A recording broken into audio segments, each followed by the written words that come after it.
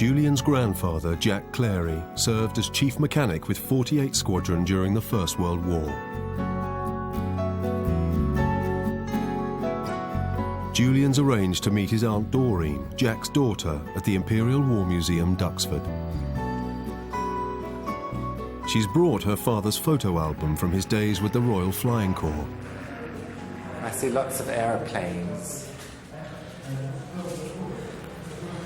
Right. Oh, there it is.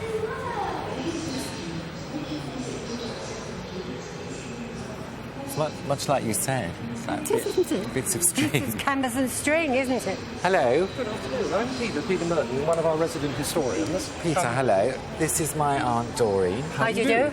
Delighted to meet you. And Thank you. it's my grandfather we're trying to find out about, who in the First World War was... The flight sergeant. He used to maintain them. Yeah. Well, I understand he was with 48 Squadron, That's right. which, of course, was equipped with Bristol fighters. Yes. There's a picture of him leaning on an aeroplane somewhere. Yeah. That looks like that. Yes, Yes. it is a Bristol fighter. Oh, excellent poses for the camera. That's a beautiful That's shot. magic. What would his working day have been like? What would he have been... Would you like to come forward? And then perhaps I can explain a little. By the standards of the day, this was quite a large aeroplane. It's significantly bigger than the sort of classic single-seat fighting Scouts. There's no roof. Aha, no. What if it was raining? Open cockpit. He didn't fly them, did he? His job, critically, was keeping the aeroplanes in the air and keeping guys like my grandfather, who was a Scout pilot in the RFC, keeping him going and keeping him alive. It was very important. While stationed at Bertongle in northern France, Jack Clarey's squadron was subjected to a devastating German raid.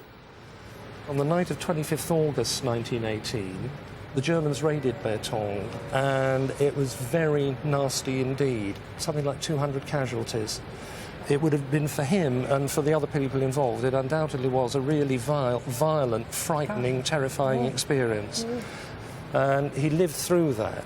The squadron was effectively wiped out in terms of machines and in terms of aircrew. They had to withdraw from the front line and re-equip, and they were back in 2 days. They were back in the front line. Your grandfather would have contributed to that achievement. Would he, for sure? Yeah. The only picture I had of my grandfather was literally a picture, you know, a couple of sepia photographs. And seeing the plane and having it explained exactly how gruelling his working life was at that time, and how he must have been constantly in a state of fear, really. Well, I would have been. It's just so hard to imagine seeing your friends go off and not come back and so on. You do feel the need to touch things that he might have touched.